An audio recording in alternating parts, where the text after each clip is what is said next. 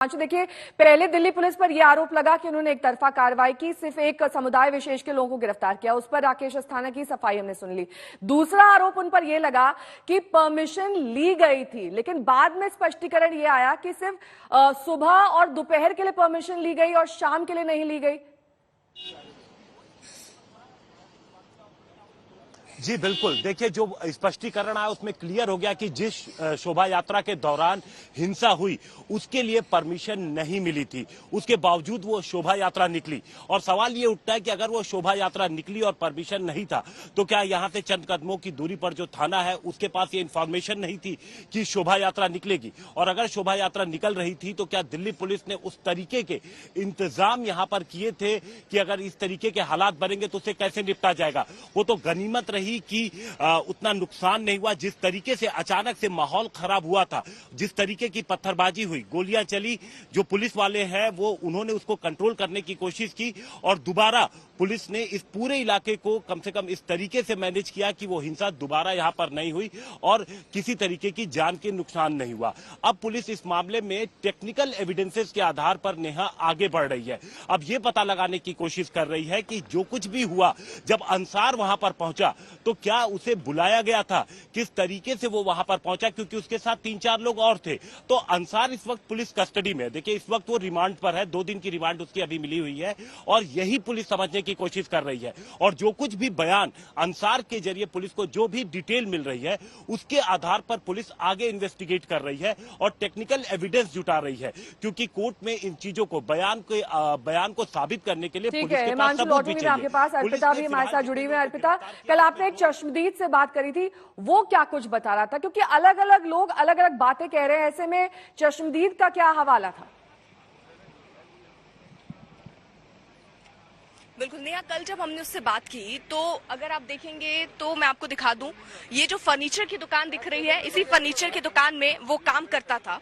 उस समय अचानक से, क्योंकि देखिए आपको दिख रहा होगा मस्जिद और मंदिर, वहां जो आरोप लग रहे हैं, अब जो कई लोग हैं वो ये बात कह रहे हैं कि कुछ लोग मस्जिद में चढ़ने की कोशिश कर रहे थे, वहां झंडा फहराने की कोशिश कर रहे थे। इन आरोपों का खंडन भी हुआ है, लेकिन जो स्थितियां बनी वहां से शोभा यात्रा जब शुरू हुई, क्योंकि ये भी कहा गया कि 2 शोभा यात्राओं की परमिशन थी, तीसरे की थी नहीं।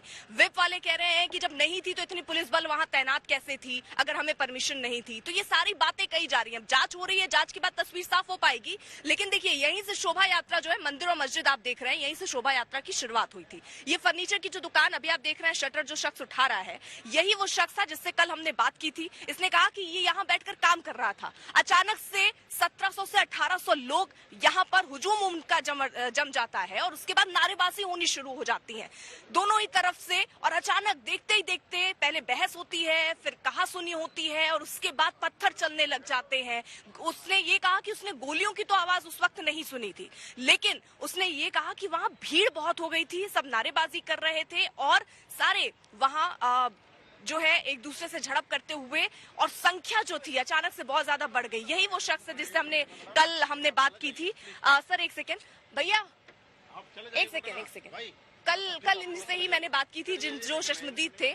और एक सेकेंड, तो देखिए ये कल इन्होंने बात की थी, हालांकि इनसे जो टीमें पहुंची थी उन्होंने भी इनसे बाकायदा बात की, इनसे पूछा कि क्या उन्होंने अपनी आंखों से देखा, क्योंकि चश्मदीद ये बता रहे हैं कि ऐसा कभी यहाँ हुआ नहीं, कभी किसी प्रकार का कोई विवाद यहाँ नहीं हुआ, ऐसे ही शांति से शोभा यात्रा निकलती रही। क्योंकि देखिए यही मिसाल है भारत की, मंदिर और मस्जिद बगल में होते हैं लेकिन कभी कोई यहाँ पर ऐसे स्थितियां पैदा नहीं हुई जो स्थितियां हमने हनुमान जयंती के दिन देखी। अर्पिता और हिमांशु, आप दोनों का बहुत बहुत शुक्रिया। नजर बनाए रखिएगा क्योंकि हालात वहां पर अभी भी गंभीर बने हुए हैं। इसी के मद्देनजर वहां पर भारी पुलिस बल की तैनाती की गई। जहांगीरपुरी हिंसा का सच जानने के लिए फोरेंसिक सबूतों को खास तौर पर खंगाला जा रहा है।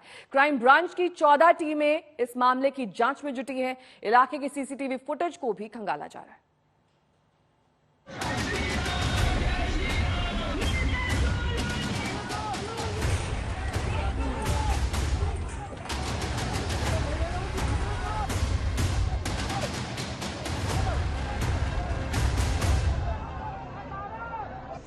दिल्ली के जहांगीरपुरी की गलियों में फोरेंसिक टीम दंगों से जुड़े पूरे सबूत जुटाने के लिए खाक छान रही है।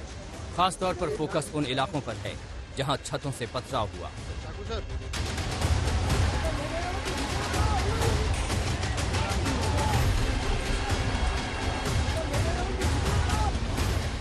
इस पूरे हंगामे की शुरुआत सी ब्लॉक मस्जिद के सामने वाली रोड से ही हुआ था, जहां का एक वीडियो सामने आया है जिसमें भीड़ मरने मारने पर उतारू दिख रही है। इस भीड़ में मौजूद लोगों के हाथों में तलवार और डंडे थे। पूरा हंगामा ही मस्जिद के आसपास हुआ।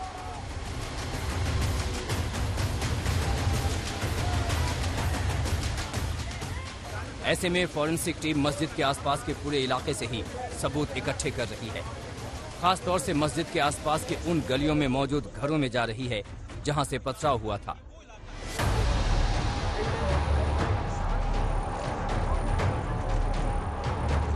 फॉरेंसिक टीम उस मस्जिद के अंदर भी पहुंची जिसके सामने वाली सड़क पर यह पूरा हंगामा शुरू हुआ था।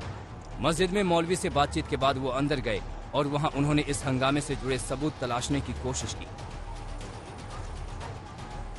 दिल्ली दंगों में सड़कों पर जो हंगामा, जो पथराव हुआ, उसके करीब 150 वीडियोज दिल्ली पुलिस के पास हैं। इनमें से ज्यादातर हम आपको दिखा भी रहे हैं, लेकिन छतों से पथराव होने की घटना ने दिल्ली पुलिस को सुरक्षा के लिहाज से काफी परेशान किया है। इसी वजह से फॉरेंसिक टीम भी लगभग सभी घरों की छतों पर जाकर सबूत इकट्ठे कर रही है। सीसीटीवी फुटेज और दूसरा जो डिजिटल एविडेंस अवेलेबल है उसके एनालिसिस चल रही है। उसके आधार पे अभी कुछ और लोगों को आइडेंटिफाई किया गया है जिनकी धरपकड़ की जाएगी और कस्टोडियल इंटरोगेशन किया जाएगा।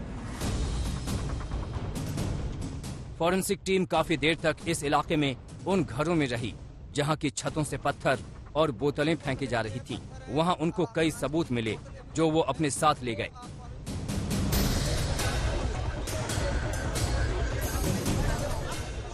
फॉरेंसिक टीम के आने से पहले दिल्ली पुलिस की टीम भी यहां पहुंची थी, जो हिंसा में शामिल संदिग्ध लोगों को पूछताछ के लिए लेने आई थी। इनमें कुछ महिलाएं भी थीं।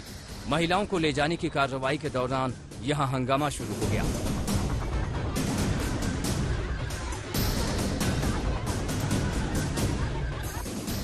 हालांकि ये पथराव कुछ देर के लिए ही हुआ।